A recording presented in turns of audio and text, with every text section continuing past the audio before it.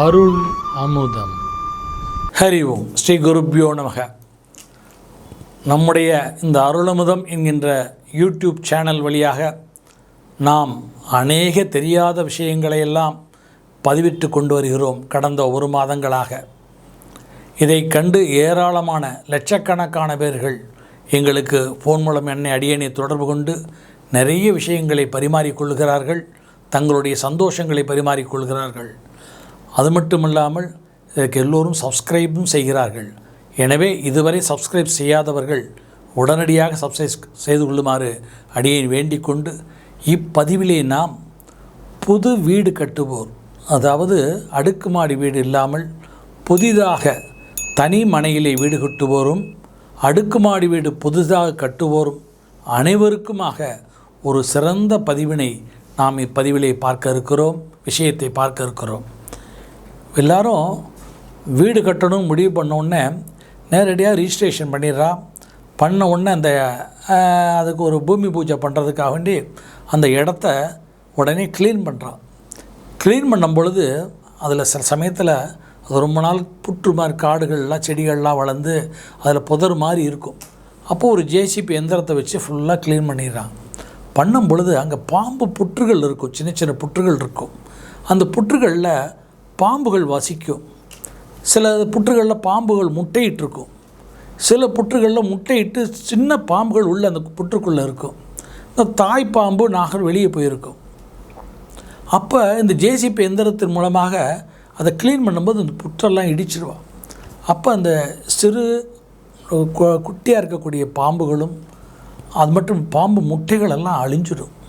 அழிகின்ற பொழுது அந்த தாய் நாகமானது பின்னாடி ஒரு ஓரமாக இருந்து பார்த்து கொண்டிருக்கும். பார்த்து யார் பண்ணுகிறார்களோ அவர்களை பழிவாங்குவதற்கு மட்டுமில்லாமல் அவர்களுக்கு சாபத்தை கொடுத்து விடும். இதற்கு சர்பசாபம் என்று பெயர். சர்ப சாபம். சாபங்களிலே சர்ப சாபம் மிக மோசமான சாபம். ஏனென்று சொன்னால், ஒரு சர்பம் தன்னுடைய வாழ்நாளிலே தன்னைக்கு யார் தீங்கு இழைத்தார்களோ, தன்னுடைய வம்சத்திற்கு யார் தீங்கு இழைத்தார்களோ அவர்களை பழிவாங்கும். அவ்வாறு பழிவாங்க முடியாவிட்டாலும் அது மறுஜென்மம் எடுத்தாவது அவர்களை பழிவாங்கும். அதனால் சர்பத்திற்கு அந்த சக்தி உண்டு. அதனால்தான் அந்த வீடுகள் கட்டுகின்ற பொழுது, அந்த மனையை சுத்தம் செய்யும் பொழுது பாம்பு புற்றுகள் இருந்தால் மெதுவாக அதை அகற்றி, பாம்பு முட்டைகளோ குட்டிகளோ இருந்தால் அதை வெளியேறுவதற்கு அவகாசம் கொடுத்து, அதன் பிறகு எல்லாம் வெளியேறிய பிறகு அதை உறுதி செய்து அதன் பிறகுதான் அந்த புற்றை அகற்ற வேண்டும்.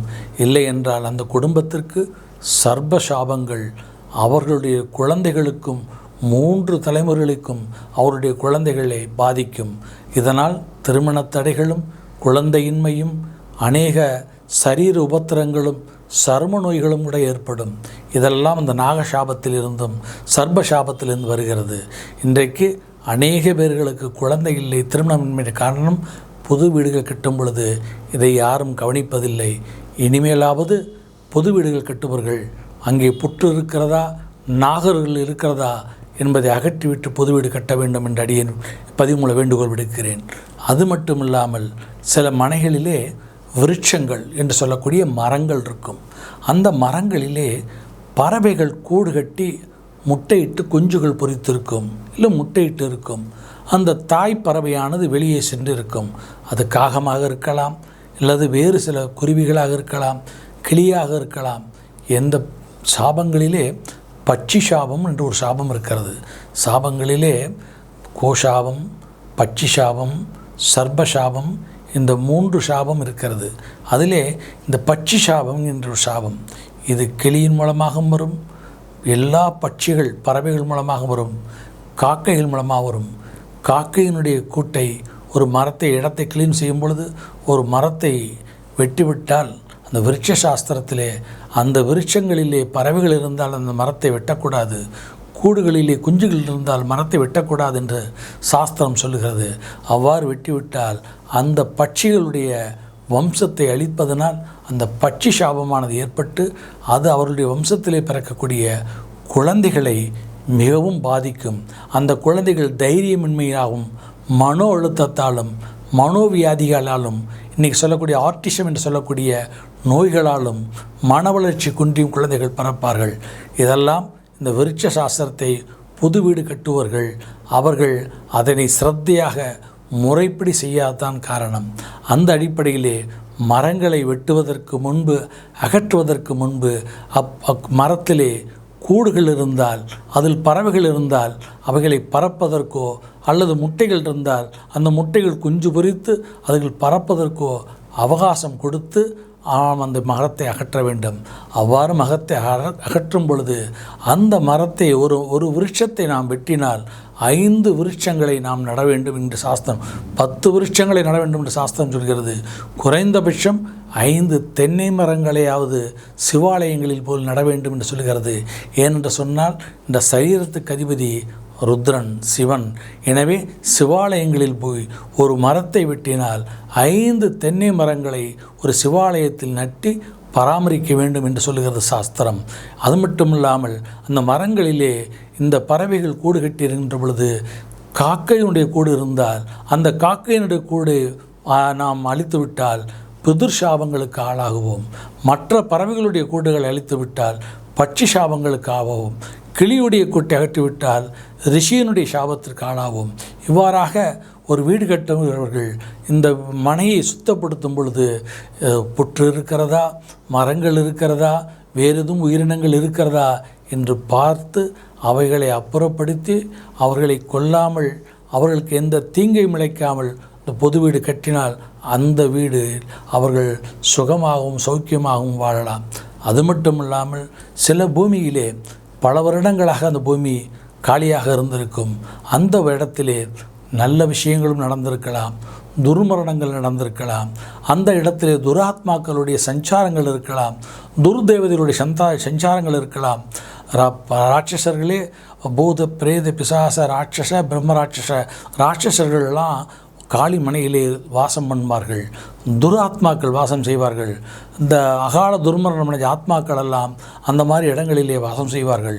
எனவே ஒரு மனை கட்டுவதற்கு, வாஸ்து பூஜை போடுவதற்கு முன்பாக பிரவேச பலி என்கின்ற ஒரு பூஜை இருக்கிறது. இது அநேக பேருக்கு தெரிவதில்லை. பொதுவாக கும்பாபிஷேக காலங்களிலே யாகசாலை கும்பாபிஷேகம் செய்வதற்கு முன்பாக யாகசாலைகளை கட்டுவார்கள். அந்த யாகசாலையிலே முதல் காலம் யாகசாலை பூஜை ஆரம்பிப்பதற்கு முன்பாக யாகசாலை பிரவேச பலி பூஜை என்று ஒரு பூஜையை செய்துதான் யாகசாலையிலே யாகத்தை ஆரம்பிப்பார்கள். ஒரு ஆலயத்தினுடைய கோயில் கும்பாபிஷேகத்திற்கு, ஒரு தெய்வத்தை பிரதிஷ்டை செய்வதற்கு செய்யக்கூடிய யாகசாலையை அமைப்பதற்கு, அந்த யாகசாலையிலே நுழைவதற்கு கூட ஒரு பிரவேச பலி பூஜை தேவைப்படும் என்று சொன்னால், நம்முடைய கிரகங்களை அமைப்பதற்கு முன்பாக, அந்த வாஸ்து பூஜை பண்ணுவதற்கு முன்பாக அந்த பூமியிலே ஏதாவது துராத்மாக்களுடைய வாசங்களும் சஞ்சாரங்களும் அல்லது தவறான ஒரு விஷயங்கள், கொலை போன்ற பல மரணங்கள், ஏதாவது அகால மரணங்கள் ஏற்பட்டு இருக்கலாம். எனவே அதை போக்கும் விதமாக அங்கே பிரவேச பலி என்கின்ற பலி பூஜையை முறைப்படி செய்ய வேண்டும். அந்த 8 திக்குகளும் பூர்வம் என்று சொல்லக்கூடிய கிழக்கிலே ஆரம்பித்து, பூர்வம் கிழக்கு, அக்னிமுலை என்று சொல்லக்கூடிய தென்கிழக்கு, அப்புறம் தெற்கு, அப்புறம் தென்மேற்கு என்று சொல்லக்கூடிய நிறுத்திமுலை, அப்புறம் வாயு வருணன் என்று சொல்லக்கூடிய பஸ்மதிக் பாகம் என்று சொல்லக்கூடிய மேற்கு, வாயு திக்கு பாகம் என்று சொல்லக்கூடிய வாயு மூலையிலும் வடமேற்கு மூலை, அடுத்து வடக்கு பக்கம் சோமன் குபேரமூலை சொல்லக்கூடிய வடமேற்கிலும் குபேரன் சொல்லக்கூடிய வாசம் செய்யக்கூடிய அந்த சோமன் வாசக்கூடிய வடக்கு திக்கிலும், அடுத்து ஈசானிய மூலையிலும், கடைசியாக 8வது மூலையான ஈசானிய மூலையிலும் இந்த 8 திக்கு அஷ்டதிக்கு பாடகர்களுக்கும் பூஜைகள் செய்து அஷ்ட பைரவர்களை அங்கே கூஷ்மாண்டத்திலே பூசணிக்காயிலே முறைப்படி திரிசூலத்திலே ஆவாகனம் செய்து இந்த பூஜைகளை செய்து அங்கே பலி, இரத்தாண்ண பலி என்று சொல்லக்கூடிய சாதத்திலே சிகப்பு குங்குமத்தை கலந்து பிசைந்து உருண்டை பிடித்து இந்த பூத பிரேத பிசாச துர்மாத்மாக்கள் அந்த விட்டு நகல வேண்டும். சமுத்திராதி வனாந்திரம் பிரயட்சமே ஸ்வாகா என்று சொல்லி அவர்களுக்கு அந்த இரத்தாண்ண பலி கொடுத்து, அதன் பிறகு அஷ்டதிக் பாடகர்களுக்கு சுத்தாண்ண பலி கொடுத்து அந்த முறைப்படி அந்த பிரவேச பலி பூஜையை செய்து, அதன் பிறகு ஒரு நாள் 4 நாட்கள் 5 நாட்கள் கழித்து தான் அந்த வாஸ்து பூஜையை செய்து, அதன் பிறகு வீடு கட்ட ஆரம்பிக்க வேண்டும். இவ்வாறு செய்யாமல் நுழைகின்ற பொழுது நல்ல இடமாக நல்ல நிலமாக இருந்திருந்தால் அவர்களுக்கு முறைப்படி அங்கே பாம்பு புற்றுகள் இல்லாமல் விருட்சங்கள் மரங்களை எடுக்காமல் சாதாரணமான ஒரு நல்ல நிலங்களாக இருந்திருந்தால் அவர்களுக்கு எந்த பிரச்சனையும் அந்த வீட்டில் மனையமைத்தால் வராது. ஆனால் இது இல்லாமல் மனையமைக்கின்ற பொழுது இத்தனை விஷயங்களையும் நாம் சரிவர கவனிக்காமல் விட்டுவிட்டால் அந்த மனை அவர்களுடைய வாழ்க்கைக்கு அவருடைய சந்ததிக்கு அதுவே எதிரியாக அமையும். அரண்மனை மாதிரி வீடு இருந்தாலும் நல்ல தூக்கமும் நல்ல சுகமும் நிம்மதியும் இல்லாவிட்டால் அந்த கிரகம் நமக்கு துஷ்ட கிரகமாக மாறிவிடும். நமக்கு பொல்லாத நமக்கு தீங்கிழைக்கக்கூடிய இடமாக அமைந்துவிடும். எனவே வீடு கட்டுபவர்கள் இந்த விஷயங்களை கருத்தில் கொண்டு பொது மனைகளை அமைத்தால் அது அடுக்குமாடி வீடு இருப்பாக இருந்தாலும் சரி, தனி வீடாக இருந்தாலும் சரி, அந்த வீட்டில் வசிப்பவர்கள் நிம்மதியாகவும் சௌக்கியமாகவும் சந்ததிகள் விருத்தியுடனும் பேரன் பேத்திகளுடன் அவர் நீண்ட காலம் பல தலைமுறைகள் வாழ்வார்கள் என இந்த ஒரு நம்முடைய சாஸ்திரம் இதற்கு அற்புதமான ஒரு விஷயத்தை சொல்லியிருக்கிறது, சாஸ்திரத்தை சொல்லியிருக்கிறது. இதை கடைபிடித்து நாம் வாழ்க்கையில் வளமும் நலமும் பெறுவோம்.